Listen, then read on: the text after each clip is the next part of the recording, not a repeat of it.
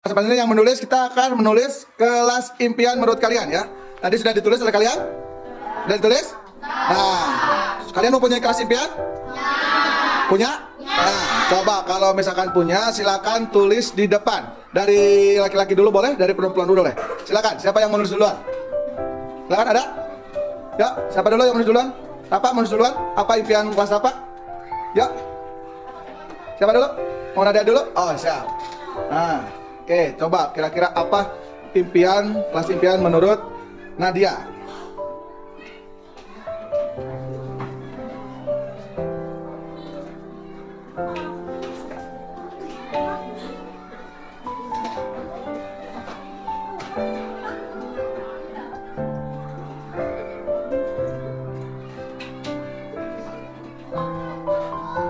Oke, ayo lanjut. Siapa lagi?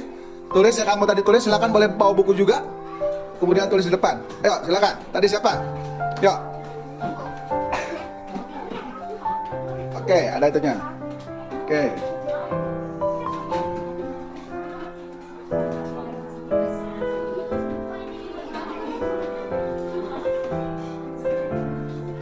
Kelas bersih, ya. Ayo lanjut. Rapa impian kelasnya? Mau apa di kelasnya?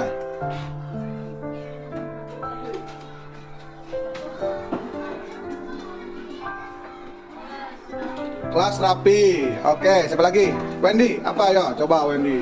Ada semangat Wendy.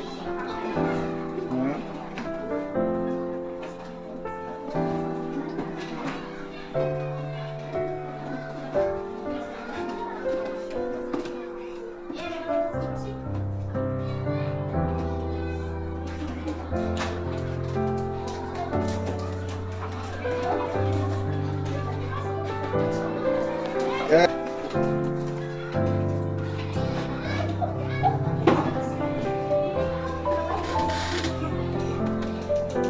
Yang rapi.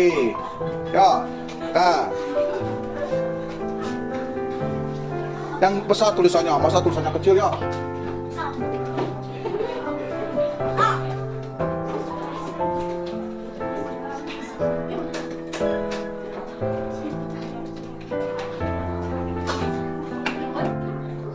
Ya, melaksanakan piket sesuai jadwal. Ayo, yang lainnya. Oke, Reiki, silakan.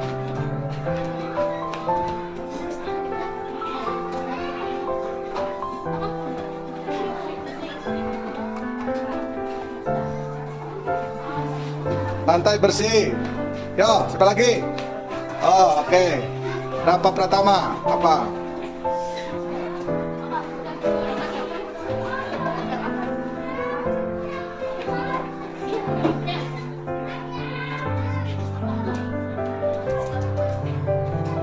Oke, masuk kelas tepat waktu. Apalagi? Yo, coba yang lainnya. Oke, kira-kira apa?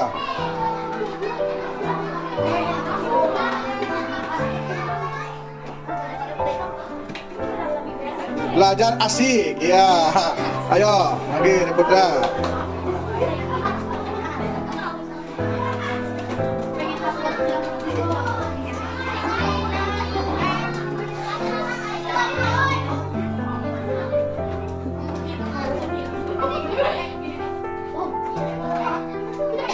Sudah jelas ya, kita mau mulai tentang kelas impian. Kita punya kelas impian kan? Nah, sekarang kita akan menulis keyakinan apa yang menurut kamu bisa dilakukan di kelas kita ini. Ya, di kelas impian kita ini. Ya, kau silakan. Siapa yang duluan menulis? Silakan. Oke, prinsip kesepakatan kelasnya adalah kami guru dan murid. Ya. Oke. Saling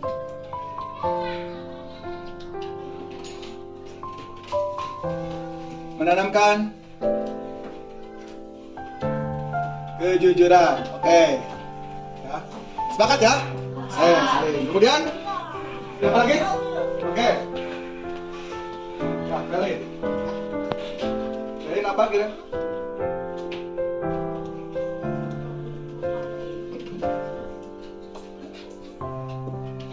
Saling menanamkan kedisiplinan. Oke. Sepakat ya? Saling disiplin ya. Kemudian? Oke.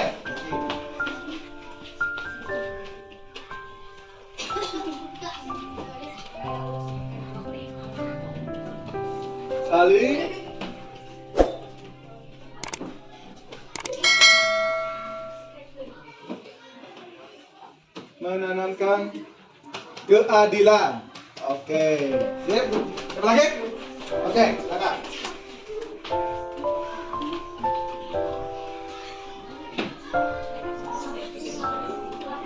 Kami guru dan murid saling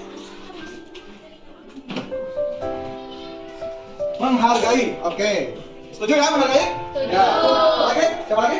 Oke, silakan.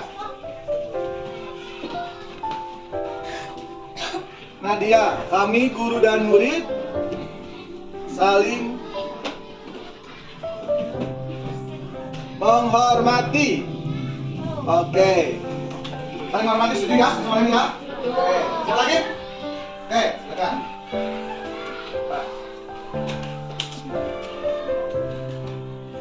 Bapak, kami guru dan murid saling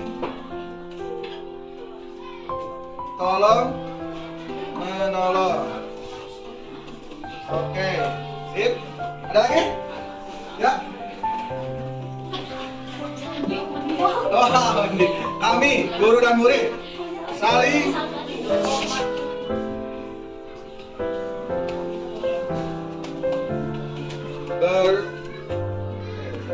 bertanggung jawab. Wah, besar.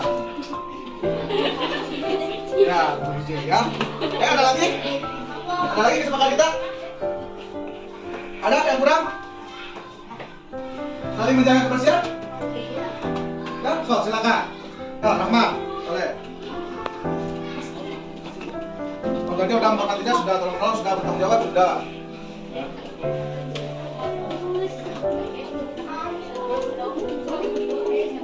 Kalian menjaga kebersihan.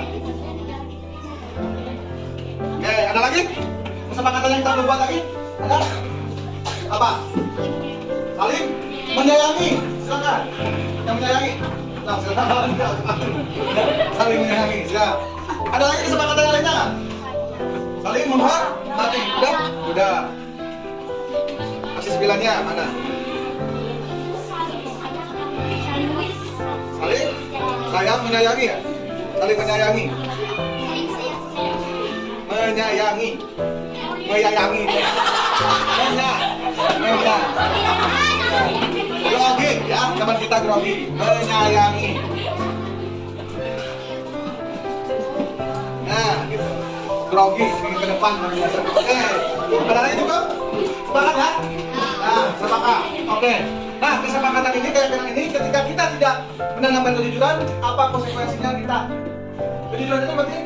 Nah, kalau misalkan keyakinan kita tentang kejujuran, ada positif, ada negatif. Nah, kalau kita jujur, apa yang kita rasakan? Menjadi senang, kemudian banyak teman, kemudian dipercaya oleh orang lain. Terus, apa lagi? Jadi pribadi yang bijak.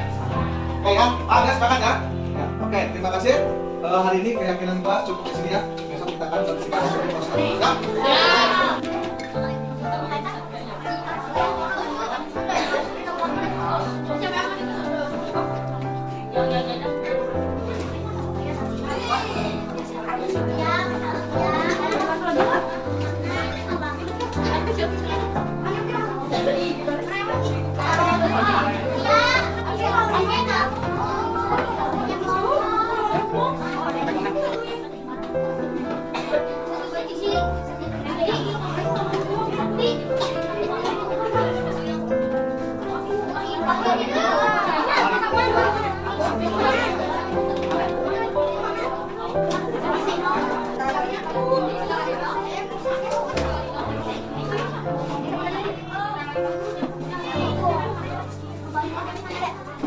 Ya, ayo lanjut. Siapa lagi?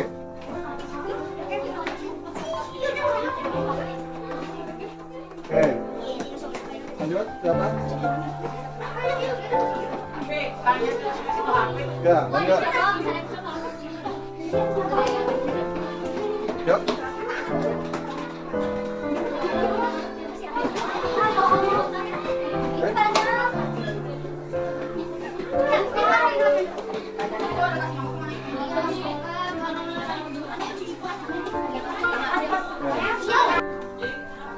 Ini kesepakatan yang kita sepakati semua ya, keyakinan kalian. Oke. Jangan banyak-banyak. Nanti dulu.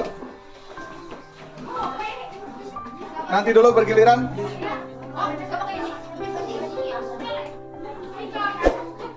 Yang sudah silakan langsung duduk. Ini kesepakatannya kalian tanda tangan nih. Ya.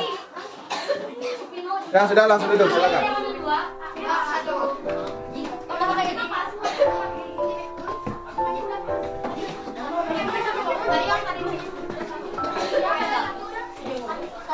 Ya.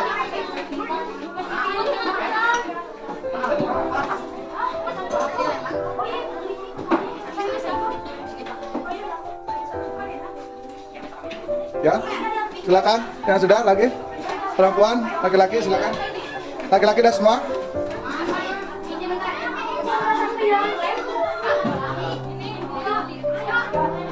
Ya, silakan. Jangan bandakan nanti bergiliran. Bergiliran, jangan banyak. Hai, bertanggung jawab, saling menghargai, jangan berebut. Tidak berebut. Ya, yang sudah silakan.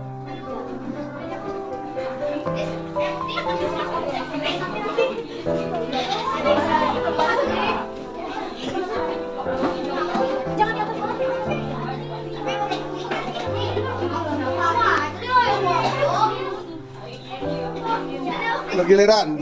Ya, budaya apa? Harus benar budaya positif, budaya antri.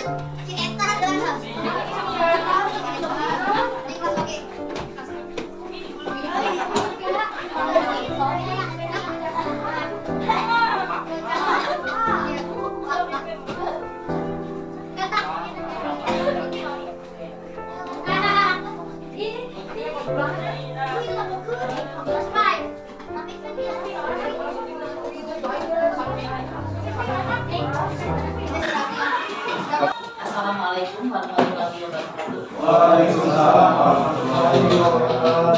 Alhamdulillah lagi assalamu alaikum warahmatullahi wabarakatuh. Yudhirahu ala dini kulli walau kana muslim.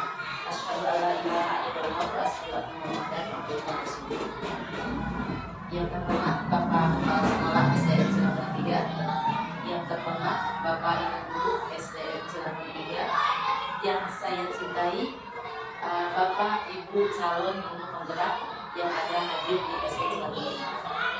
Alhamdulillah pada hari ini acara calon guru penggerak akan dilaksanakan di SDN Cilangkap 3. Mudah-mudahan dengan adanya calon guru penggerak bisa termotivasi untuk guru yang lain. Adapun acara pada hari ini yang pertama adalah susunan acaranya pembukaan seperti yang saya tadi buka. Yang kedua adalah sambutan Bapak Kepala Sekolah SDN Cilangkap 3. Yang ketiga kegiatan sosialisasi calon guru penggerak dan budaya positif. Dan yang terakhir adalah untuk itu, untuk mempersingkat waktu, maka acara hari ini langsung kepada sambutan dari Bapak Kepala Sekolah.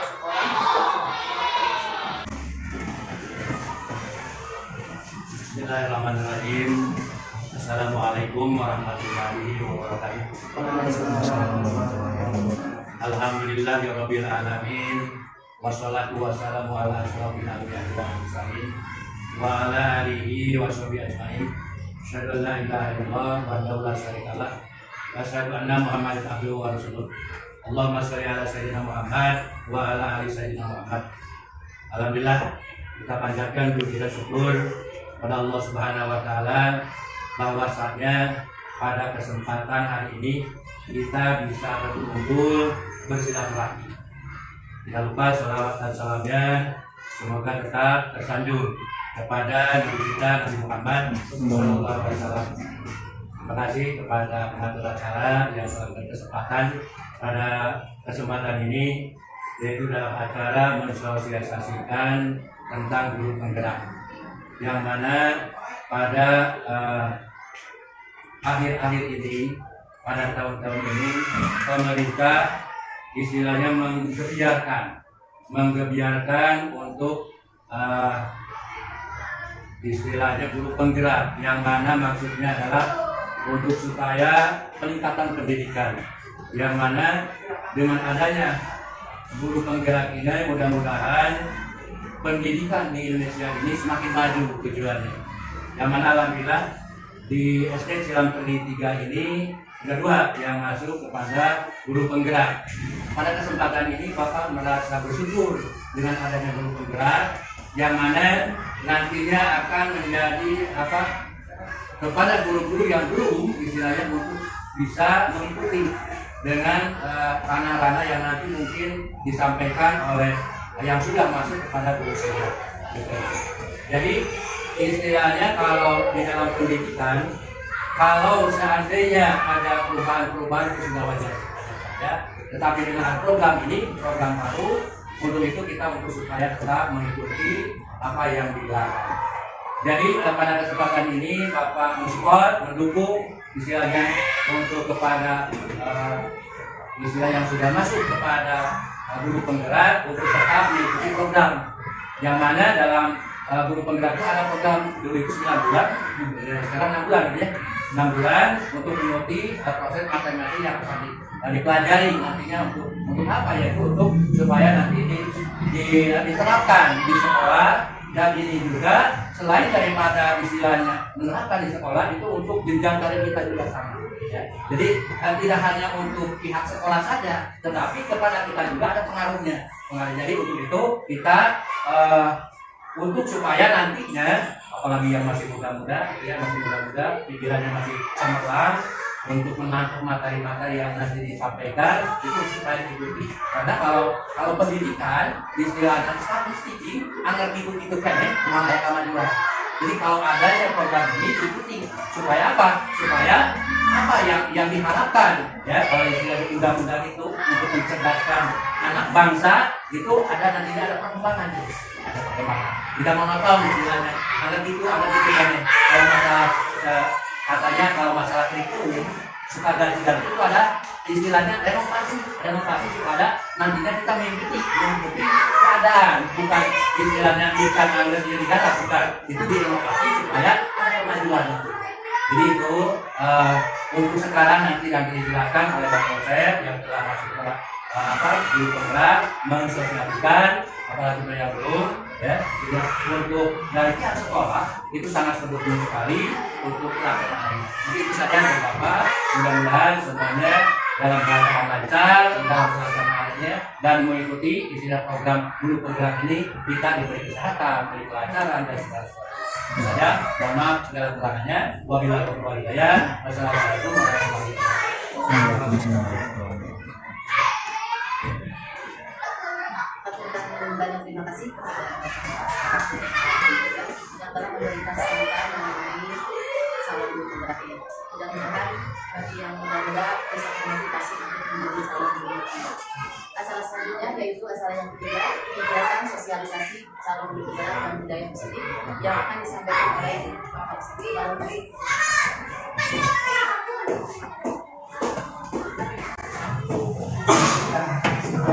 Assalamualaikum warahmatullahi wabarakatuh.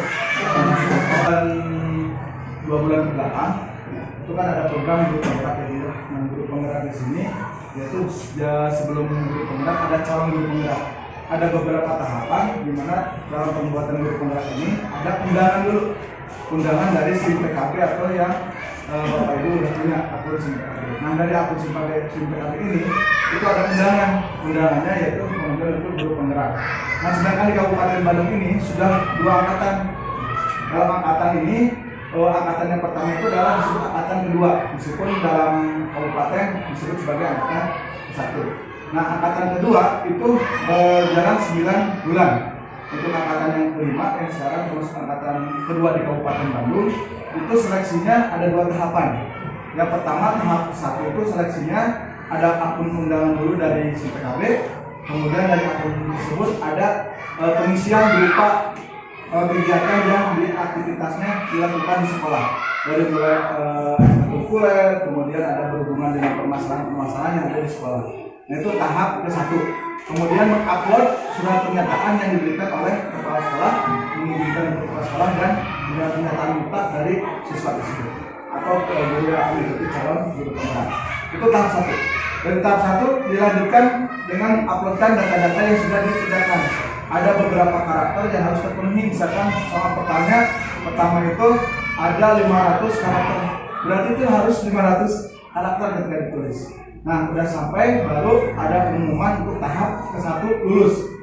Nah, dari tahap 1 lulus itu tidak langsung bisa langsung mengerjakan lulus untuk calon guru penggerak, melainkan ada tahap kedua. Nah, tahap kedua itu ada proses di mana guru ada 2 sisi yang akan dilaksanakan di tahap kedua. Yang pertama itu adalah tahap pre-teaching, yaitu pembelajaran selama 10 menit yang dipantau oleh guru fasilitator dari masing-masing wilayah. Nah, waktu kemarin fasilitator yang disampaikan ada 3 yang memfasilitator atau mengecek nilai daripada guru untuk calon guru penggerak. Nah, setelah pembelajaran berlangsung, tahap selanjutnya adalah wawancara. Nah, wawancara pun dilakukan secara daring. Jadi ditentukan KTP, diperhatikan KTP. Nah, setelah itu ditunggu beberapa bulan dan akhirnya ada surat menuju Kabupaten Bandung disampaikan kepada kepala sekolah, disampaikan dan ada di situ perincian lulus untuk guru penggerak tahap angkatan ke-5. Nah, dari angkatan itu kemudian dilakukan berupa pembelajaran lokal karya, awal dan sebagainya. Nah, dilakukan selama 6 bulan. Nah, itu yang dilakukan. Nah, mudah-mudahan kepada rekan-rekan yang nantinya akan ikut guru penggerak, ikuti kegiatan guru penggerak ini. Nah, adapun kegiatan-kegiatan yang sedang dilakukan selama saya mengikuti kegiatan guru penggerak itu ada 2 bulan. Nah, sekarang itu adalah pembelajaran di modul 2.1 dan modul 2.2. Kemarin modul 1.4 ada mewujudkan atau pembahasan dari budaya positif. Nah, di sini yaitu mewujudkan budaya positif. Nah, sebelum untuk melanjutkan kegiatan, mungkin kita semangat dulu ya Bapak Ibu, biar nggak depres, jadi biar nggak terlalu tegang. Kita lakukan tepuk semangat. Nah, ya, tepuk semangat, tepuk semangat.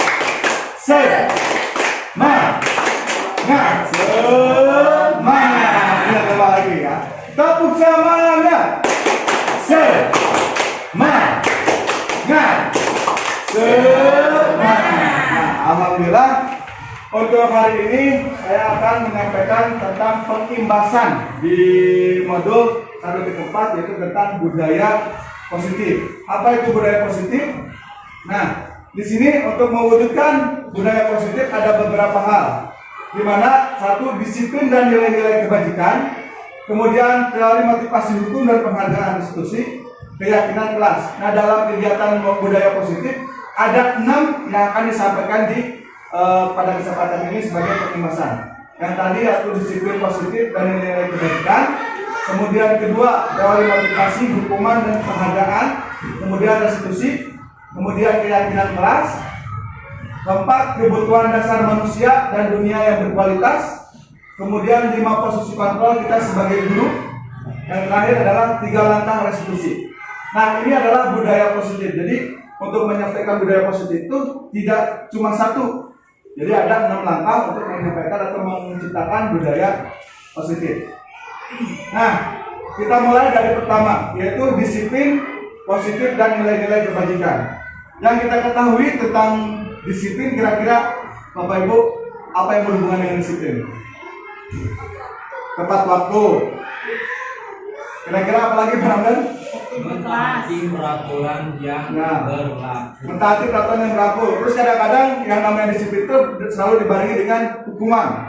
Ya, seperti itu. Nah, kita akan bahas di mana disiplin positif dan nilai-nilai kebajikan di sini. Nah, di sini ada teori kontrol menurut Dan Dosen, yaitu ilustrasi guru mengontrol murid. Kemudian ilustrasi bahwa penguatan positif efektif dan bermanfaatan. Ya. Kemudian ilustrasi bahwa kritik dan membuat orang merasa bersalah dapat menguatkan karakter. Kemudian ilustrasi bahwa orang dewasa dapat memiliki hak untuk memaksa. Nah, di situ biasanya yang sering kita lakukan. Contoh hal kecil, kita kondisikan ada ibu aja, misalkan pegang sesuatu di kepalanya, itu memegang sesuatu kepala yang berharga. Coba aja ya, kepala yang berharga. Nah, ketika mengapa di kepala ya jangan minum aja. di kepala saja, Bu Ajeng menghafal sesuatu kepala, Ibu juga sama memiliki kepala. Bisakah Ibu memaksa Bu Ajeng untuk membuka kepala itu? Coba, Bu Ajeng membukanya, kepala ini ada sesuatu yang berharga di Bu Ajeng. Apakah Bu Ajeng mau membukakan? Tidak. Kenapa Bu Ajeng tidak membukakan? Berharga. Terus dirayu sama Ibu, misalkan dirayu dengan berupa uang, apa mobil listrik. Kira-kira Bu Ajeng mau nggak membuka itu? Kenapa? Berharga. Kalau Ibu kira-kira Bu dirayu berarti ini ada emas buat Ibu? Enggak. Kenapa Bu? Karena berharga juga ini kan. Berharga. Nah, dua kemungkinan itu ada yang bisa membuka, ada yang tidak bisa membuka. Kenapa tidak bisa membuka Bu Ajeng? Alasannya karena sesuatu yang berharga. Nah, itu pun ada dalam ilustrasi kontrol murid. Artinya, ketika kita mengerjakan sesuatu, bisakah kita mengontrol murid? Secara keseluruhan kita bisa mengontrol, mengkondisikan murid. Tapi pada kenyataannya, yaitu kita tidak bisa mengontrol segala sesuatu oleh murid, karena setiap orang memiliki kehendak masing-masing. Seperti hanya tadi, ada yang sama, kenapa dibuka? Oh, karena satu misi dan satu visi, jadi bisa dibuka, boleh melihat. Nah, adapun seperti itu ya. Nah, sedangkan ilustrasi guru mengontrol murid itu adalah teori kontrol murid dan dosen. Kemudian ilustrasi bahwa penguatan positif, efektif dan bermanfaat. Di sini ada merubah paradigma, ya, merubah paradigma dan apa? Tadi ada stimulus respon lawan teori kontrol, di mana kita sering melakukan hal seperti ini. Betul nggak Bapak Ibu? Contoh, misalkan realitas kebutuhan kita sama. Bisa nggak kebutuhan kita itu sama? Ya Bu Ajeng tadi rahasia ini tidak bisa sama dengan apa yang dipegang oleh WMA. Nah, di sini kebanyakan kita menstimuluskan bahwa realitas kebutuhan itu sama. Ibaratnya ketika di kelas, kebutuhan siswa itu sama. Padahal secara teori kontrol tentang dunia itu bahwa setiap kebutuhan itu kita berbeda. Namanya di kelas pembelajaran disamakan. Nah, itu ada hal-hal yang tadi kita stimulusnya seperti ini yang harus dilakukan. Kemudian ada semua orang itu melihat yang sama. Semua orang melihat hal yang itu sama. Nah, itu kan sering kita, oh sama, ada situ masih disamakan atau sama lain. Padahal pada kenyataannya adalah tentang teori kontrol itu harus merubah setiap orang memiliki gambaran yang berbeda. Nah gitu ya. Kemudian kita mencoba mengubah orang agar orang berpandangan sama dengan kita. Nah, secara teorinya belum tentu karena kita berusaha memahami pandangan orang lain tentang dunia. Bisa jadi menurut Bu Ajeng dunia ini seperti ini dan menurut PMA atau lainnya tidak yang lain. Ya, kemudian perilaku pun sama, semua perilaku memiliki tujuan. Kalau di sini perilaku buruk dilihat sebagai suatu kesalahan, bukan suatu pelajaran. Kalau di sini dilihat teori sebagai suatu pelajaran. Nah, kemudian di sini tadi yang disampaikan disiplin positif, bahwasanya ketika disiplin itu berhubungan dengan aturan, biasanya aturan tata tertib. Bahkan ketika seseorang tidak melakukan disiplin itu seringkali kita menggunakan dengan kata hukuman, ya Bu ya Bapak Ibu. Nah, sekarang di sini disiplin adalah suatu yang dilakukan seseorang untuk mendapatkan kepatuhan. Nah, jadi ketika seseorang melakukan disiplin berarti hal segala sesuatunya merasa patuh terlaksana dengan baik. Sedangkan di sini disiplin positif adalah menanamkan motivasi intrinsik pada murid, yaitu untuk menjadi orang yang mereka inginkan dan menghargai diri dengan nilai-nilai yang mereka percaya. Nah, jadi bukan hanya sebatas aturan tata tertib saja yang dilakukan, tapi harus dikembalikan kepada motivasi di dalam diri, apa itu tentang kedisiplinan. Kemudian nilai-nilai kebajikan yang perlu ditanamkan seperti mandiri, gotong royong, benar kritis, kebinekaan global dan kreatif. Nah, ini yang sering kita hendakkan dengan program-program yang sekarang, yaitu profil pelajar Pancasila. Dari beberapa model-model nilai-nilai kebajikan, ada 6 nilai kebajikan, tapi yang mencakup secara keseluruhan adalah berhubungan dengan profil pelajar Pancasila. Nah, di sini ada teori motivasi, kemudian hukuman, penghargaan dan institusi. Nah, sering kita lakukan maksimalkan bagaimana dalam teori motivasi ini ataupun hukuman, penghargaan yang kita lakukan.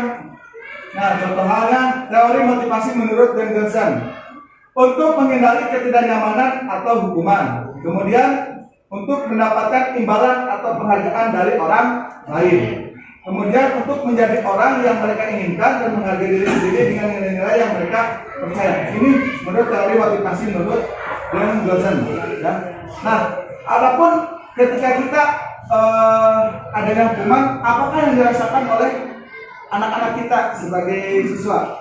Kadang-kadang hukuman itu biasanya ya satu hari sehari itu dilaksanakan diam dan sebagainya, tapi kesan selanjutnya tidak akan menjadi efek jika kadang-kadang terus dilakukan. Nah, di sini hukuman merupakan sebuah perbuatan yang dilakukan karena melanggar aturan tanpa kesepakatan. Jadi kebanyakan kita untuk hal-hal yang sudah disini lakukan di pembelajaran kita ya Bu, kita sering mengkondisikan diri kita itu sebagai penghukum, ya eksekutor. Jadi tanpa melihat sesuatu dengan pandangan yang lainnya. Maka tadi ada berupa stimulus kontrol dengan teori kontrol. Nah, kadang kita mengkondisikan semua sama, tidak membedakan dulu ini kesalahan yang siapa disamaratakan. Nah, di sini hukuman itu adalah merupakan sebuah perbuatan yang dilakukan karena melanggar peraturan tanpa adanya kesepakatan. Nah, biasanya kan dalam kesepakatan melanggar karena ada aturan tata tertib langsung dihukum tanpa kita melihat kesepakatan yang berlaku pada kesempatan itu. Kemudian apa perbedaan antara hukuman, konsekuensi, kemudian restitusi? Nah, di sini kita harus sudah membedakan di mana hukuman itu tadi hukuman adalah perbuatan secara tanpa kesepakatan. Sedangkan konsekuensi adalah sebuah perbuatan yang dilakukan karena melanggar peraturan dengan adanya kesepakatan. Jadi misalkan di kelas ada kesepakatan, kalau melakukan sesuatu kesepakatannya apa konsekuensinya. Nah, itu kadang-kadang ini yang sering kita lakukan cuma ini saja berupa hukuman di kelas dan sebagainya. Kemudian adanya restitusi. Apa itu restitusi? Jadi restitusi itu adalah proses kolaborasi, di mana kolaborasi itu mengajarkan murid untuk mencari solusi untuk masalah mereka dan membantu mereka berpikir ingin menjadi orang seperti apa. Nah, ini restitusi. Jadi sekarang itu kita menuju sebuah perubahan restitusi. Jadi tidak dianggap dengan kondisi hukuman. Apakah hukuman harus ada? Bapak Ibu kira-kira? Tidak. Pak? Yang jadi masalah, apakah mesti dan selalu dengan hukuman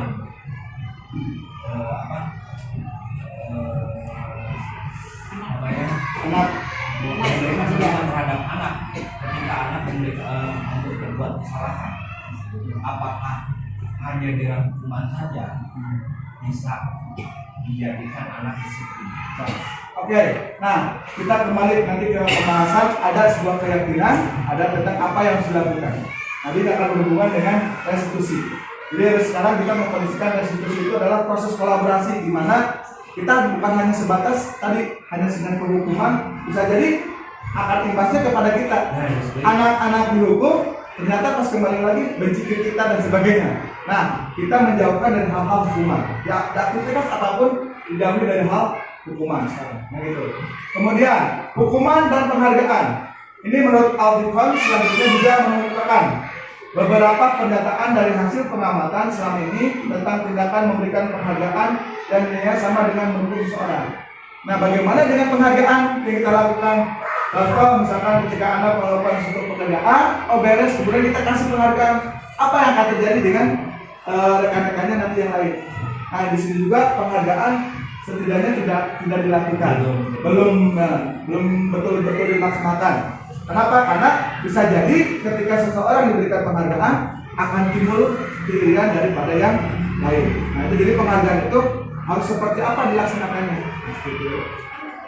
Kemudian di sini ada contoh kasus hukuman dan penghargaan, di mana ketika seseorang diberi penghargaan atau dipuji di depan orang banyak, maka yang lain akan merasa iri tentang sebuah pembelajaran penghargaan. Kemudian dan sebagian dari mereka akan tidak menyukai orang yang diberikan penghargaan tersebut. Biasanya kita terlaksana di kelas di pembelajaran tanpa disadari ada hal-hal seperti ini diberikan penghargaan. Nah, imbasnya kepada orang yang jadi tidak diberikan penghargaan. Kemudian jika seseorang guru sering memberikan penghargaan kepada murid-murid, Besar kemungkinan murid-muridnya termotivasi hanya untuk menyenangkan gurunya. Mereka tidak akan bersikap jujur kepada guru tersebut, ya. Jadi seolah-olah saya melakukan sesuatu itu menjalankan PR dan sebagainya karena perintah atau mendapat penghargaan dari guru tanpa timbul dari kesadaran pribadi antar peserta gitu. Kemudian penghargaan pun menciptakan persaingan di dalam kelas dan persaingan menciptakan kecemasan. Itu sering kali kita penghargaan. Oh ini diberikan penghargaan dan sebagainya, tapi tidak merata, gitu kan. Kemudian mereka yang percaya bahwa mereka tidak memiliki kesempatan untuk mendapatkan penghargaan akan menjadi mencoba. Nah ini dampak yang biasanya kita lakukan di penghargaan. Kemudian dari penghargaan itu akhirnya timbullah kecemburuan. Jadi artinya ketika kita mendapat penghargaan diusahakan tidak ada hukuman, tidak ada lagi yang berupa penghargaan. Yang ada adalah apa? Apresiasi. Nah beda kan antara hukuman, penghargaan dan apresiasi. Kalau penghargaan pasti imbasnya ketika siswa melakukan, pasti yang tidak melakukan, saya tidak bisa apa-apa, akhirnya menjadikan sesuatu tersebut tidak bisa berkreasi. Nah, kemudian di sini ada contoh motivasi dalam diri atau intrinsik yang tadi dikatakan bahwa yang nama restitusi itu ada kolaborasi antara siswa dengan keinginan yang ada dalam diri siswa tersebut. Nah, di sini saat seorang anak belajar untuk pertama kali menggabungkan huruf-huruf dan kata-kata, serta menyadari bahwa dia dapat membaca, timbul pijar di matanya berkaca-kaca bahwa ia tetap mempelajari dan menguasai suatu keterampilan baru. Kesadaran akan kemampuannya bahwa dia sudah dapat membaca sesungguhnya sudah merupakan sebuah penghargaan. Jika kita memberikan penghargaan kepada seorang anak pada saat dia sedang merasa bangga dengan pencapaiannya sendiri, maka kita akan mengambil kegembiraan yang saat itu sedang dirasakan alamiah. Jadi ketika anak lagi bagus, kemudian alhamdulillah bisa, kemudian kita diberikan motivasi. Nah itu salah satu motivasi yang ada dalam diri. Jadi memenuhkan semangat kembali. Gitu. Kemudian ini restitusi yang tadi disampaikan. Restitusi adalah cara memperbaiki kesalahan yang dilakukan murid dengan penuh rasa tanggung jawab, namun bukan untuk menembus kesalahannya. Contoh nanti ada di segitiga restitusi bagaimana penyampaian dari restitusi ini. Kemudian murid diberikan peluang untuk bertumbuh, ketika mereka melakukan kesalahan. Kemudian murid bertanggung jawab atas perilaku apa yang mereka pilih. Namun mereka juga dapat memilih untuk belajar dari pengalaman dan membuat pilihan yang lebih baik di waktu yang akan datang. Jadi restitusi ini adalah menembus kesalahan untuk kembali lagi kepada rekan-rekan yang lainnya atau teman-teman yang lainnya. Nah, kemudian biasanya tadi disampaikan bahwa ketika disiplin itu berhubungan dengan tata tertib aturan. Nah, kemarin kita menyampaikan kepada siswa kelas 6 yaitu sebelumnya ada sebuah kesepakatan atau keyakinan kelas di mana anak-anak itu ada peraturan yang ada di sini keyakinan mereka. Jadi ketika mereka yakin kesepakatan dimulai dari kesepakatan kelas yaitu saling menghargai, menghormati. Nah ini akan timbul nantinya berupa konsekuensi yang tadi, konsekuensi atas apa yang telah dilakukan atau disepakati oleh bersama-sama. Nah salah satunya kami guru dan murid saling menghargai dan menghormati dalam setiap kegiatan pembelajaran. Nah itu seperti halnya di sini keyakinan. Nah keyakinan pun yaitu nilai-nilai kebajikan universal, di mana nilai-nilai ini disepakati secara tersirat dan tersurat. Ketika disepakati dengan rekan dengan siswa, kemudian tersuratnya seperti apa? Nah tadi salah satunya ada kegiatan terstruktur. Anak disuruh untuk ke depan untuk menyampaikan apa sih impian daripada keyakinan yang ada di kelas. Impiannya misalkan di kelas ingin menciptakan kelas yang baik, kemudian kelas yang produktif, kelas yang gotong royong. Nah, mereka pun akhirnya menyampaikan kesepakatannya.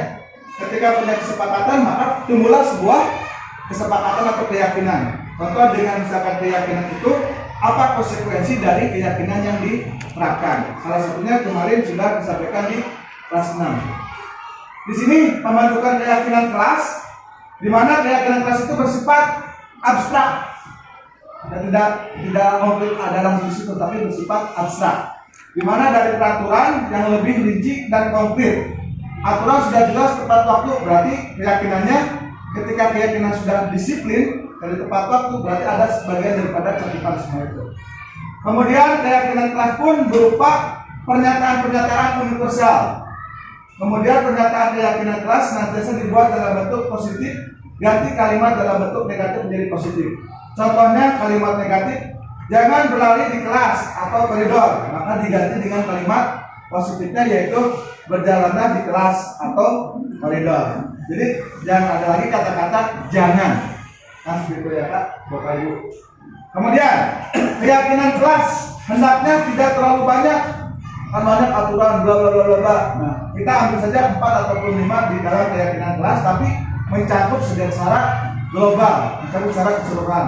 Tadi misalkan adanya saling menghargai, menghormati dan sebagainya, ambil kira-kira apa yang akan diyakininya, saling menghormati seperti itu. Nah keyakinan kelas pun hendaknya tadi sudah jelas diambil, diingatkan dan dipahami oleh semua warga kelas sebagai bentuk keyakinan. Kemudian keyakinan kelas sebaiknya sesuatu yang dapat diterapkan di lingkungan tersebut. Jadi, pertama dimulai dari hal-hal yang mudah dulu, hal yang kecil dilakukan, maka dimulai tadi kalau di kelas 6 sudah disampaikan, nanti dari kelas-kelas lain pun mudah-mudahan kita akan bisa menjadikan keyakinan kelas itu sama-sama. Karena yang namanya keyakinan kelas itu didasari dari awal, dari kelas masing-masing, dari guru masing-masing, kemudian bisa menjadi ekosistem dari sekolah. Kemudian di sini dari kedisiplinan atau keyakinan ada kebutuhan manusia dan dunia berkualitas. Apa kebutuhan manusia yang didasari kepada kita sebagai pendidik? Yaitu di sini ada beberapa 5 kebutuhan. Kemudian kebutuhan satu adalah kebutuhan bertahan hidup.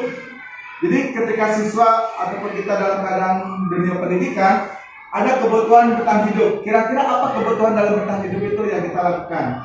Contoh misalkan ketika siswa lagi bermasalah dengan apa, kita lihat kebutuhan hidup apa yang kurang dalam yang dimiliki oleh siswa tersebut. Misalkan siswa tidak rajin ke sekolah atau apa, karena kekurangan tadi kebutuhannya yaitu kebutuhan bertahan hidup. Dia tidak punya makan atau bekal ke sekolah dan sebagainya. Kemudian, 2, mendapatkan kasih sayang dan rasa diterima. Kadang-kadang dari siswa pun kita bisa melihat ada yang pendiam, kalau disuruh kadang-kadang malu untuk ke depan dan sebagainya. Itu apa yang dibutuhkan pada saat itu oleh siswa kita. Kemudian penguasaan kebutuhan atau kemampuan atas kemampuan. Ini kadang-kadang biasanya mengerjakan tugas anak-anak, ini mah udah merasa bosan.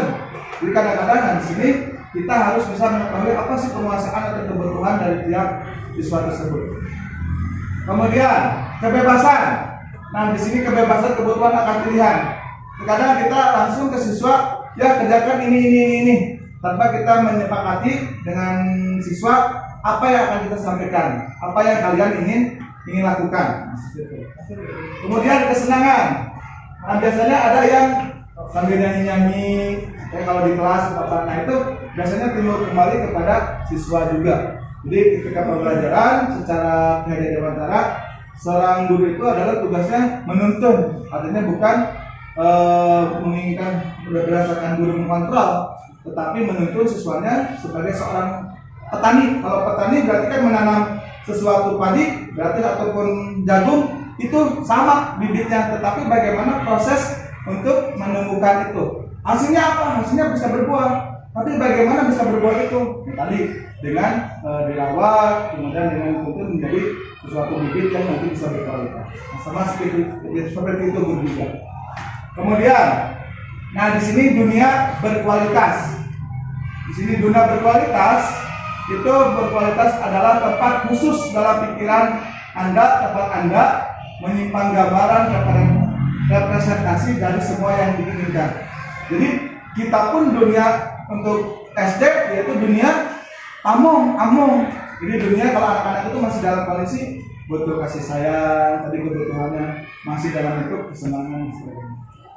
Kemudian 2, dunia berkualitas murid merupakan proses belajar sesuai yang mereka inginkan. Jadi sekarang terkadang kita menyesuaikan dengan kurikulum yang ada. Kata kurikulum nih, pencapaiannya harus ini.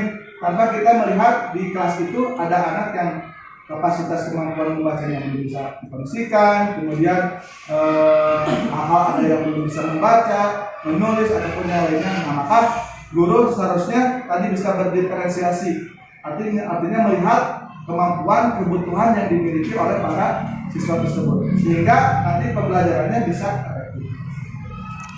Nah itu, kemudian tadi yang berhubungan dengan 5 langkah sebagai guru, Bapak Ibu tadi dengan disiplin. Di sini ada 5 langkah posisi kontrol, di mana posisi kontrol ini 1, kita sebagai penghukum, kemudian pembuat merasa bersalah, kemudian teman, kemudian pemantau, dan manajer. Nah kira-kira dari 5 kontrol ini yang sering kita lakukan, Bapak Ibu ada di posisi mana? Eksekutor ya, penghukum. Kemudian ada lagi Pak, cuma eksekutor aja Bapak Ibu. Biasanya ini kan pembuat merasa bersalah, jadi tanpa dipengaruhi langsung marah-marah dan sebagainya. Tanpa kita mengetahui asalnya kejadian atau apa, langsung eksekusi. Nah, jadi kemudian kadang-kadang apa teman?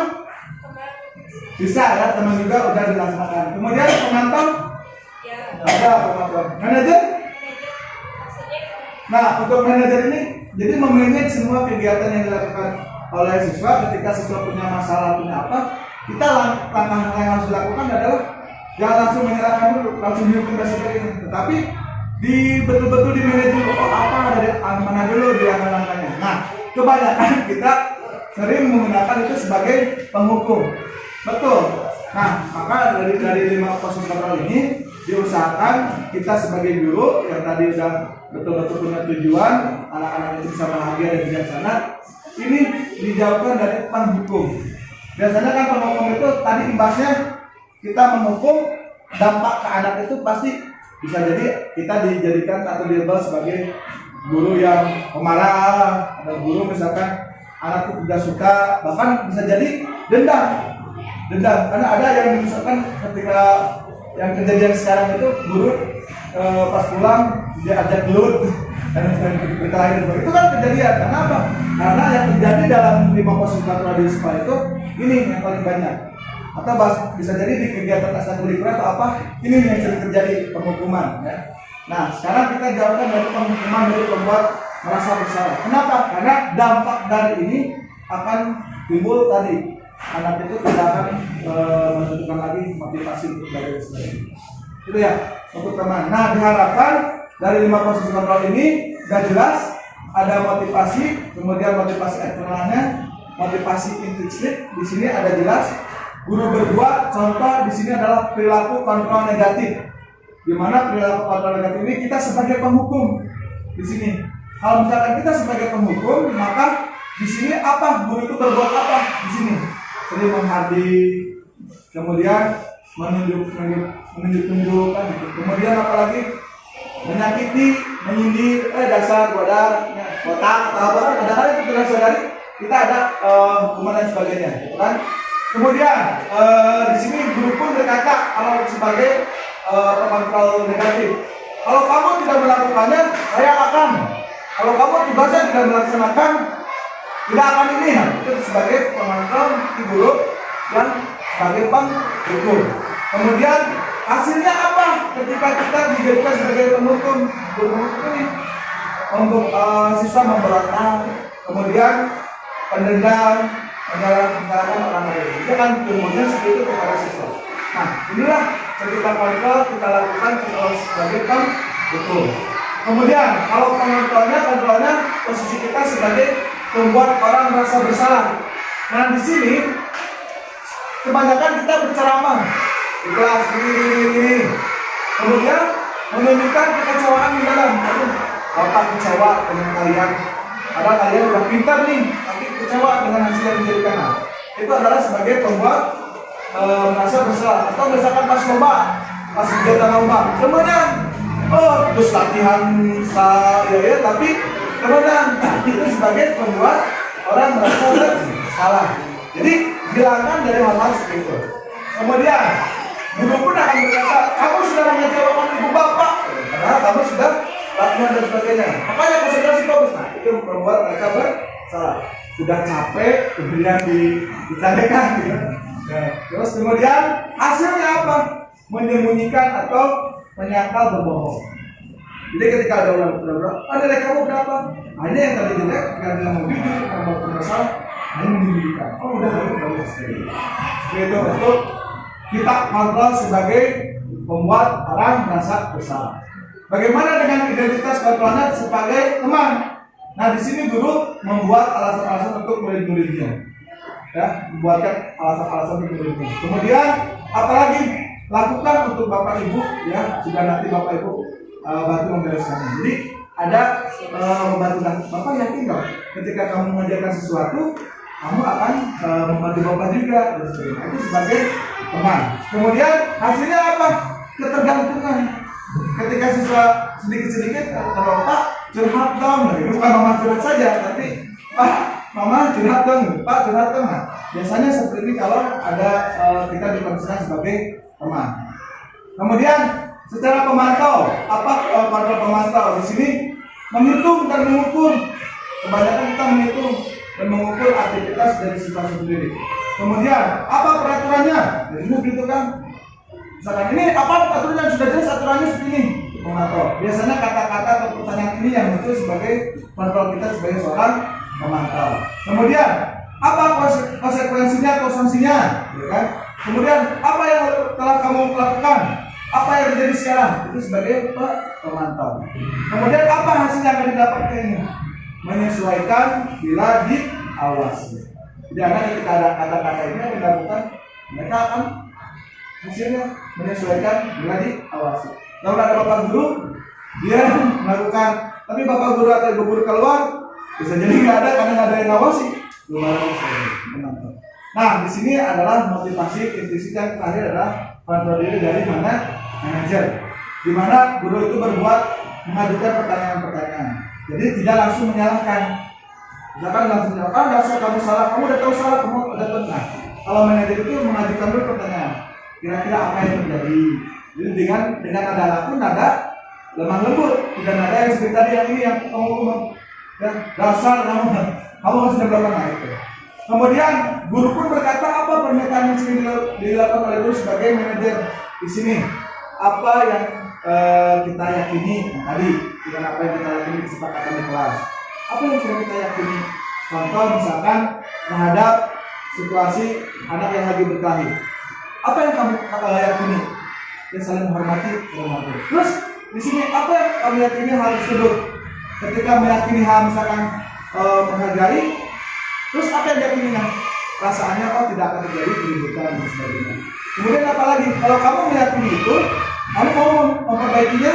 Nah, jadi ketika ada hal yang memberatkan dan sebagainya, mau nggak kamu memperbaikinya? Hal itu kan tidak baik, tapi diinginkan, disampaikan. Kemudian jadi kira-kira hal tersebut akan menggambarkan apa tentang dirimu? Jadi ketika orang yang melakukan kesalahan, kemudian dikembalikan keyakinan, mana yang positifnya, mana yang negatifnya dikembalikan kepada pemahaman daripada siswa. Jadi misalkan, oh iya, ketika saya melakukan berkelahi ataupun itu, imbasnya akan tidak punya teman dan sebagainya. Bisa kamu perbaikinya? Bisa dengan keyakinan. Apa yang diyakinkan kamu ketika memperbaiki seperti itu? Nah, tumbuhlah apa hasilnya menguatkan watak atau karakter. Nah, jadi dalam 5 posisi ini kita jauhi tentang tadi eksekutor, ya kan? Jadi manusia satu langsung eksekutor. Kamu lari 15 ini dan hukumannya nulis 100 tulisan di buku. Saya tidak melakukan begitu. Nah, itu disebut sebagai hukuman. Dampaknya apa? Firman capek, balas dendam, bapak ibu awas motornya di kepesan. Nah, biasanya kayak gitu.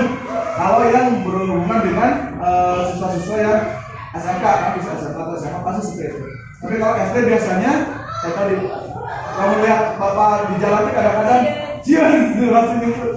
Jadi kita hindarkan tentang kontrol hukum, membuat merasa bersalah, ya teman-teman seperti itu.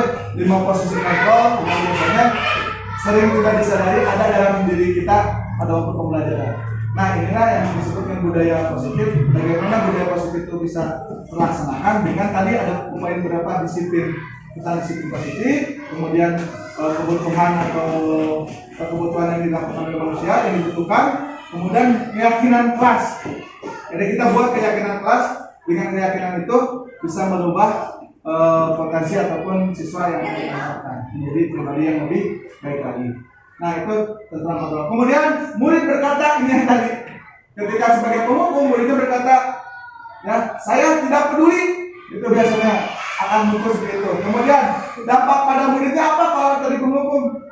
Mengulangi kesalahan berulang kali berlaku menjadi agresif pelakunya. Jadi karena ada hukum tidak merap satu kali dari tidak langsung merap satu kali. Ya, jadi misalkan nggak ada lakukan lagi, tapi tidak ada efek jerat. Tapi kalau misalkan dengan manajer tadi di sini, pasti akan mengevaluasi diri bagaimana menjadi diri yang lebih baik lagi. Nah, ini sudah jelas yang dilakukan oleh para murid yang membuat merasa bersalah. Maafkan saya sedikit, maaf seperti itu. Kemudian dampak pada muridnya tentang diri merasa gagal dan tidak berharga. Jadi kamu mah udah berusaha kasihan kalian, akhirnya apa yang dilakukan akan merasa terus bersalah seperti itu. Kemudian untuk teman, saya pikir bapak ibu teman saya jadi merasa betul ada kedekatan, tapi dari kedekatan itu ada batas yang harus disampaikan. Kemudian dampak pada muridnya pasti akan tergantung di dalam diri. Ada bapak ini, ada ibu ini, gitu. Ya udah jelas. Nah di situ. Nah ini yang berhubungan dengan permasalahan tadi bapak ibu. Bagaimana permasalahan yang sering terjadi di lingkungan sekolah, di kelas. Biasanya tadi kita langsung melakukan penghukuman, langsung dihukum dan sebagainya. Nah, di sini dilakukannya ada 3 langkah restitusi. Tadi kan restitusi itu adalah kolaborasi ya, kolaborasi yang ada dalam diri, ada dalam guru, kemudian ada dalam dirinya untuk mencapai sebuah keyakinan akan perubahan yang terbaik. Kalau tadi misalkan dalam sebuah komunitas di kelompok itu kita ada kelihatan yang tidak baik, akhirnya dari yang tidak baik itu kita rubah dikembalikan lagi menjadi pribadi yang lebih baik lagi. Nah di sini 3 langkah restitusi. Yang pertama yaitu menstabilkan identitas. Kemudian yang kedua adalah validasi tindakan yang salah. Kemudian yang ketiga adalah menanyakan keyakinan. Nah hal restitusi ini dilakukan untuk apa? Ketika dalam kelas itu atau dalam kegiatan ekstrakurikuler atau yang lain, kita melihat 3 restitusi ini. Yang pertama, kita menstabilkan dulu identitas, jangan langsung menyalahkan. Kamu salah, bla jangan. Mereka tadi penghukum. Yang kedua, validasi tindakan yang salah. Jadi lantas dan tidak menyalahkan. Cek dulu kesalahan, bukan menyalahkan kesalahannya apa, tapi cek dulu dasarnya dari mana. Jadi mengkondisikan dari para siswa. Kemudian menanyakan keyakinan tadi, seperti tadi manajer. Jadi menanyakan dulu keyakinan seperti apa. Nah, di sini ada segitiga restitusi. Di mana segitiga restitusi itu tadi menstabilkan identitas, langsung ke validasi yang salah, kemudian menanyakan keyakinan. Dari 3 segitiga ini, di sini akan muncul keyakinan kelas apa yang telah kita sepakati. Tadi ketika kita ada permasalahan, dikembalikan lagi kepada keyakinan kelas atau kesepakatan kelas yang sudah dibuat awal. Kemudian kamu ingin menjadi orang apa, seperti apa? Ketika udah tahu keyakinan, kemudian kamu ingin jadi seorang seperti apa? Lanjut lagi, kamu bukan satu-satunya yang pernah melakukan hal tersebut. Jadi kita kembalikan lagi. Kemudian setiap orang pasti pernah melakukan kesalahan. Kemudian adakah cara yang lebih efektif untuk mendapatkan apa yang kamu butuhkan? Kemudian di sini kamu tentu punya alasan mengapa melakukan itu. Contoh hal yang kita lakukan dari kasus segitiga restitusi adalah satu, ketika seseorang dari sekolah terlambat. Ketika terlambat, kan udah ada aturan tuh jelas bahwa sekolah itu tidak boleh memakai sepatu berwarna putih misalkan. Lantas ada salah satu siswa pergi karena udah telat, akhirnya memakai sepatu warna putih, kan harusnya hitam putih. Langsung aja berangkat, kalau pulang lagi jauh. Akhirnya ketika di gerbang tidak diperbolehkan masuk. Oke, diperbolehkan masuk, bahkan upacara misalkan masuk dulu. Tapi ketika upacara dilihat sama petugasnya, oh ternyata sepatunya berwarna putih. Nah dari hal itu kemudian karena ada seseorang ilustrasinya misalkan sebagai tim penghukum, apa yang dilakukan oleh tim penghukum? Kamu nggak boleh masuk, silakan sepatunya dibuka. Kamu silakan pergi ke kelas tanpa sepatu. Itu akan membuat siswa seperti apa? Kalau di depan rekan-rekan seperti itu penghukum, akan malu, kemudian akan rasa timbul, aduh, untuk pulang nggak bisa. Akhirnya malu yang sangat betul-betul sangat, kemudian oleh orang lain diejek. Akhirnya disitulah timbul perasaan dendam dan sebagainya. Itu kalau misalkan ketika resolusi. Nah, bagaimana kalau dikondisikan dengan segitiga resolusi ini? Jadi kita tidak langsung menyalahkan dulu. Nah tadi keyakinan kelas apa yang telah kita sepakati? Nah, ini kita tanya dulu. Ya Pak, keyakinan itu ketika aturan di sekolah harus memakai. Kita akan menjawab dengan tenang. Imam harus memakai sepatu di warna hitam. Nah, kemudian kamu ingin menjadi orang seperti apa? Ketika tadi melanggar. Oh berarti kalau melanggar saya menjadi pribadi yang tidak taat aturan, tidak disiplin dan sebagainya. Itu terus diolah seperti itu. Jadi tidak lantas ketika ada segitiga resolusi ini, anak pas di gerbang pun udah langsung tidak boleh sekolah karena kamu sudah memakai aturan yang tidak datang. Jadi di situ guru dijadikan sebagai kontrol, posisinya adalah penghukum. Nah kalau yang ini dikondisikan, pertama menstabilkan dulu identitas apa di sini. Kamu bukan satu-satunya yang pernah melakukan hal itu, kesalahan itu. Jadi seperti itu. Kemudian lantas setiap orang pasti pernah melakukan kesalahan. Jadi tidak langsung salah kamu, benar. Aturannya kan jelas begini. Jadi yang pertama dari segitiga resolusinya ada ini. Pertama, ketika menstabilkan identitas ini poinnya. Jadi kamu bukan satu-satunya yang pernah melakukan tersebut. Jadi diidentifikasi dulu. Jadi tidak artinya langsung menyalahkan kamu udah salah, tapi distabilkan dulu identitasnya. Jadi kamu bukan salah satunya yang melakukan kesalahan memakai sepatu warna putih. Kalau misalkan ada sebuah kasus, atau misalkan yang tidak mengerjakan tugas, kadang-kadang kita menjabat terus langsung kamu ke depan apa? Cek dulu ke depan, betul Bu. Pas dicek ke depan kan udah jelas aturannya, kenapa diyakini dulu. Kenapa tidak melakukan seperti itu? Kenapa melakukan seperti ini?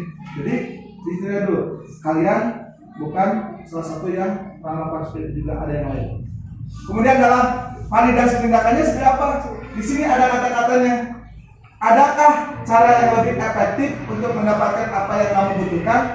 Tadi karena udah kesiangan, bangun kesiangan, akhirnya memakai sepatu. Apa cara yang lebih efektif untuk mendapatkan apa yang kamu butuhkan? Berarti tidak tidur kemalaman, tidak bergadang, tidak nonton TV terlalu ini kan hal seperti itu yang dibutuhkan sebagai solusinya. Kemudian kamu tentu punya alasan mengapa melakukan itu. Tadi alasannya misalkan karena kesiangan, ataupun misalkan sudah satu lagi misalkan si sepatunya karena tidak ada lagi, kan banyak hal-hal yang validasi tindakannya seperti apa. Nah barulah di sini menanyakan keyakinan. Ketika keyakinan kelas itu sudah jelas, aturannya sudah jelas, pasti ketika melakukan pun dia akan melakukan atau menjawab hal keyakinan tersebut secara positif. Kalau melakukan ini yang baik, berarti dampak positifnya seperti apa? Kalau melakukan keyakinan yang tidak sesuai dengan keyakinan kelas, berarti dampaknya seperti apa? Gitu.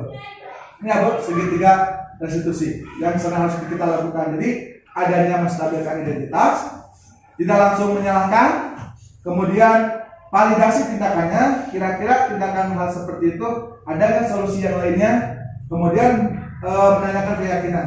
Ketika keyakinan yang dilakukan oleh kesepakatan bisa nggak menjadi tumbuh suatu kesadaran untuk positif seperti itu. Nah itu restitusi pertanyaannya.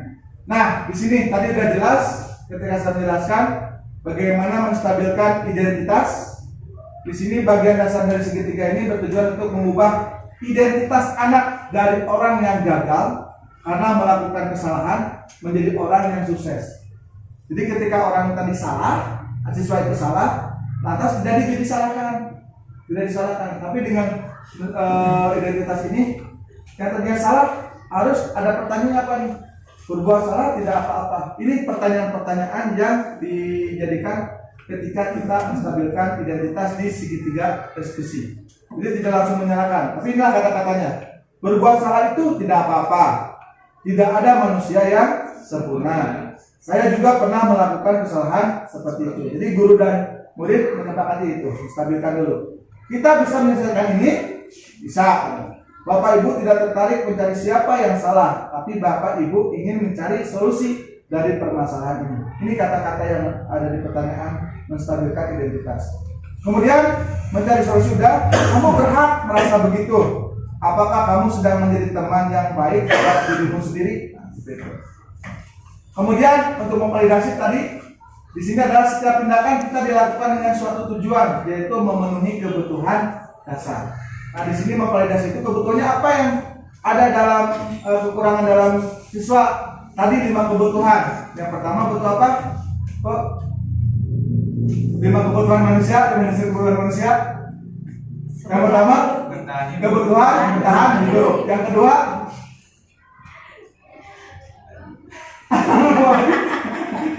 yang kedua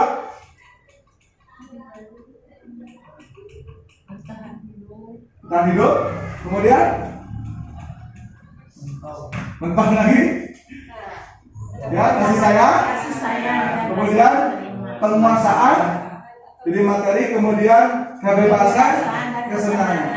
Ada sebuah kasus misalkan satu, Pak Usep sedang mengajarkan bahasa Inggris. Ketika sedang mengajarkan bahasa Inggris, tiba-tiba Udin bergerak ke sana kembali dan sebagainya. Kira-kira apa yang dialami oleh Udin? Pak Usep bilang segini, Udin, kenapa kamu tidak mengerjakan tugas itu? Nah, kira-kira dari hal seperti itu kebutuhan apa yang kejadian apa yang di situ yang dialami oleh Udin? Rasa lapar. Rasa lapar. Berarti apa di situ? Kebutuhan apa yang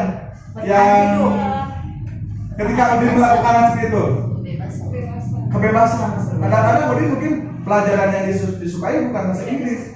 Ya, misalkan itu ya, seperti itu Bu. Terus ada lagi misalkan kita berhubungan dengan kebutuhan bertahan hidup ataupun mendapatkan kasih sayang. Ya, dia mencari kegiatan misalkan kemana kemari. Kenapa kamu tidak duduk dan sebagainya? Terus saya udah. Kemudian akhirnya dengan temannya berkelahi dengan temannya dan sebagainya. Berarti itu yang tadinya temannya lagi menulis, tiba-tiba dia langsung ditepak. Nah itu kira-kira kebutuhan apa yang dibutuhkan oleh mereka karena mengganggu orang lain. Nah, itu bisa jadi kebutuhan. Nah, kasih kurangnya mendapatkan kasih sayang dan rasa diterima. Jadi inilah dasar kebutuhan manusia yang harus kita lihat di kegiatan sekolah, di kelas terutama. Nah itu kadang-kadang kita melihat ya siswa kesadaran duduk sudah diam. Lihat dulu apa sih kebutuhan yang dia miliki, dasarnya apa. Nah seperti itu. Kemudian tadi udah jelas restitusinya. Nah, menilai keyakinan di sini teori kontrol menyatakan bahwa kita pada dasarnya termotivasi secara internal. Apa yang sering dilakukan, pertanyaan yang muncul di kegiatan ini? Apa yang kita percaya sebagai kelas atau keluarga? Jadi ketika bermasalah, apa yang kamu yakini tentang teman, tentang kelas, tentang keluarga? Yang muncul, keluarga itu apa yang mereka pandang? Kemudian apa nilai umum yang kita telah sepakati? Contoh tadi misalkan kasus yang bermain ataupun berantem. Nah, itu keyakinan apa ketika permasalahan yang ada di situ. Kemudian apa bayangan kita tentang kelas yang ideal? Jadi bayangan kita kelas ideal itu seperti apa?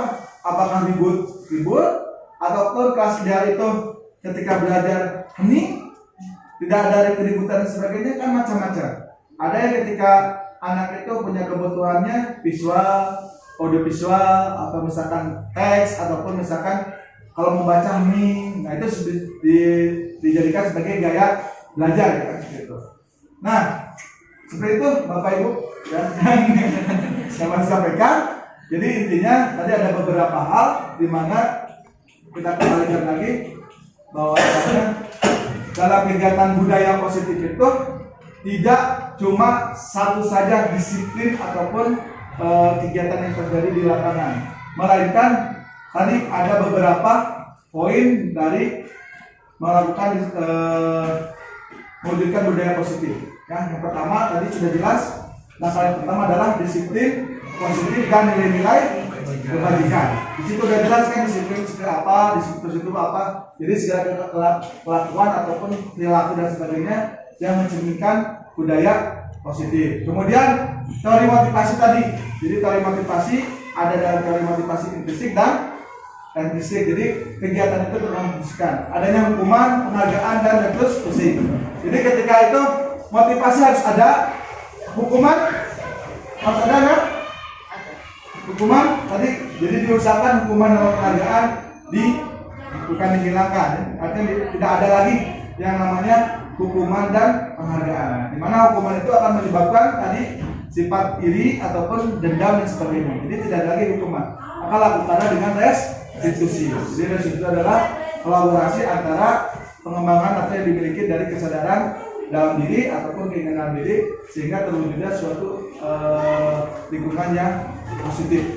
Kemudian keyakinan kelas tadi sudah jelas, keyakinan kelas bahwasanya keyakinan kelas itu didasari oleh impian di sekolah seperti apa, impian di kelas seperti apa, kesepakatan di kelas seperti apa yang muncul akhirnya berupa keyakinan kelas. Dari keyakinan kelas itu akan menghasilkan sebuah keyakinan yang positif, sehingga poin yang tadi kita mewujudkan yang positif itu bukan cuma disiplin saja, tetapi adanya disiplin positif, kemudian adanya motivasi, adanya hukuman dan penghargaan itu tidak dilakukan, tapi dilakukan adalah restitusi. Kemudian ada juga keyakinan kelas, kemudian kebutuhan dasar manusia. Tadi kebutuhan dasar manusia itu ada 5.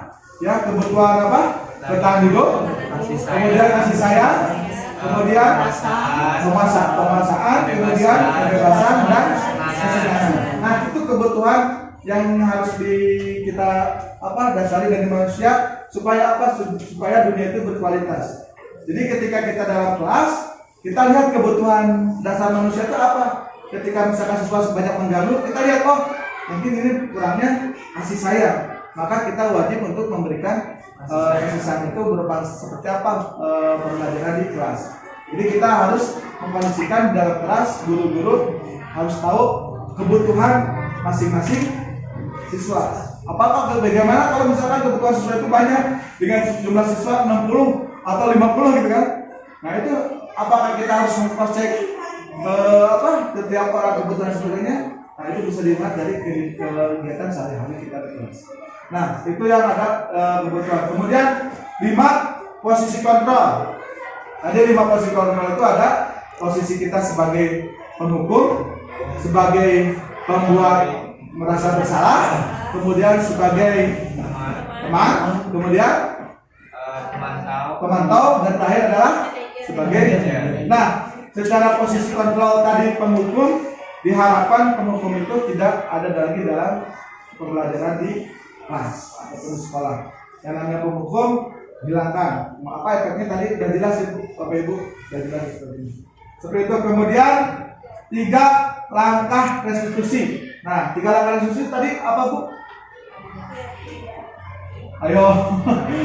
Tadi menstabilkan identitas, kemudian validasi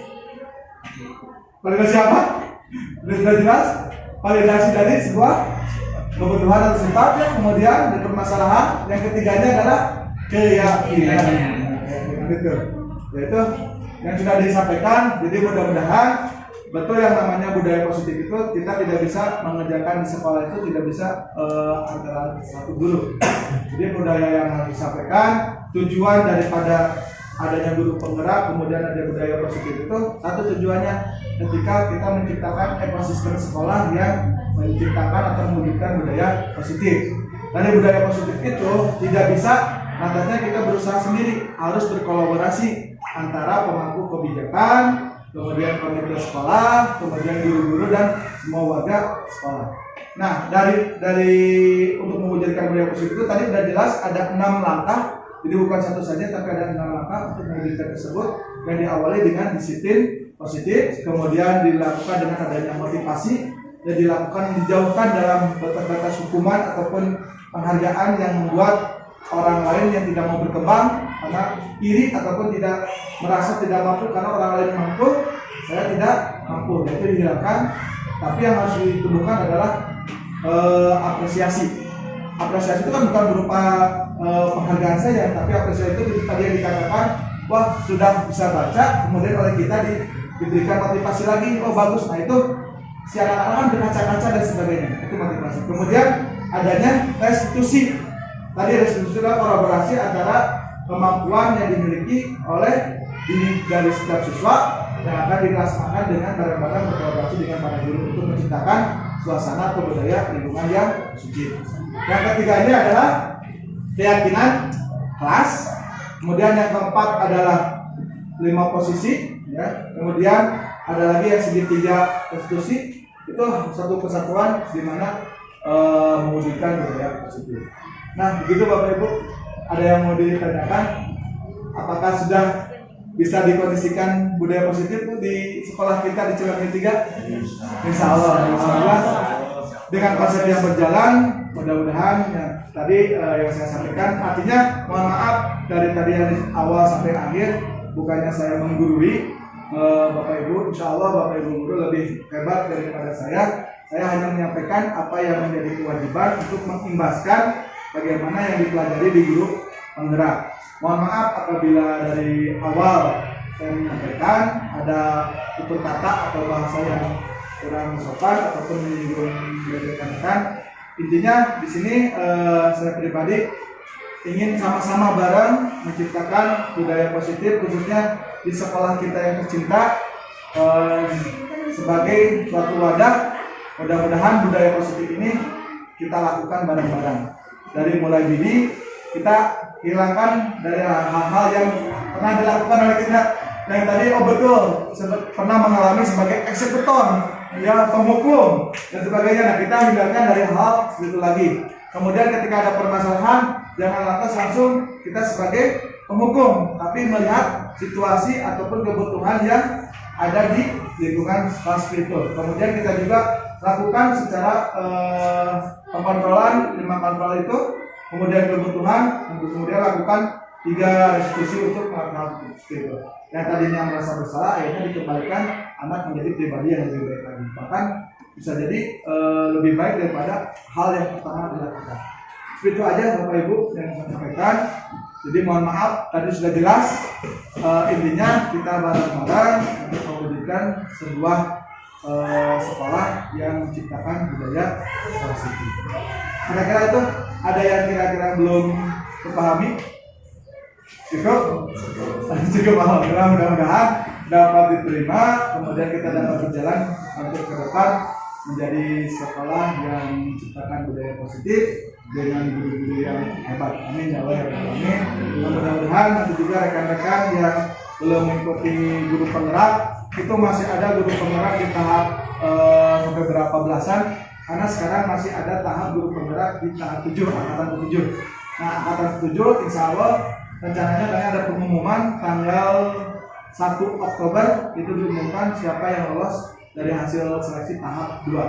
Karena alhamdulillah dari kemarin di sekolah kita ada yang lolos di angkatan 7, kemudian tahap 2 yang mengikuti, tapi belum tahu apakah hasilnya lolos atau tidak. Tapi mudah-mudahan kita doakan, mudah-mudahan ada generasi seterusnya menjadikan sekolah kita itu menjadi sekolah yang hebat, yang bisa bergerak dan menerapkan sehingga Indonesia maju, pendidikan pun menjadi maju.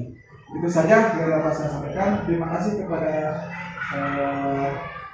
pembawa acara yang sudah memberikan kesempatan. Mudah-mudahan kebaikan itu datangnya dari Allah, kebenaran itu dari Allah. Apabila ada kesalahan itu adalah kesalahan pribadi. Semoga dari kesalahan itu kita bisa belajar untuk memperbaiki. Terima kasih. Assalamualaikum warahmatullahi wabarakatuh. Waalaikumsalam warahmatullahi wabarakatuh.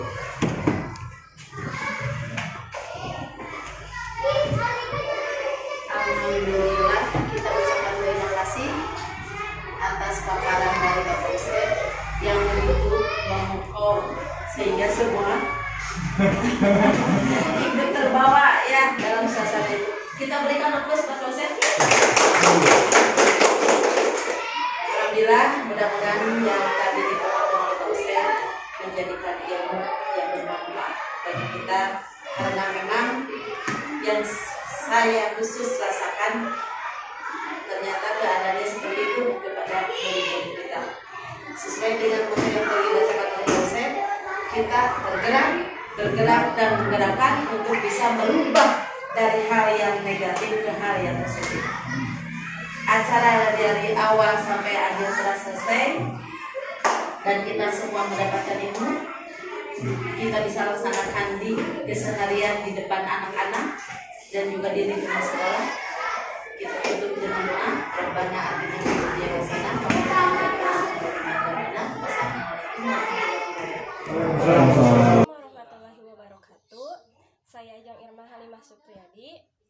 Pada tanggal 16 September 2022, saya mengikuti sosialisasi tentang pengembasan calon guru penggerak tentang budaya positif yang disampaikan oleh Bapak Usep Iwan Fandiana, SPD.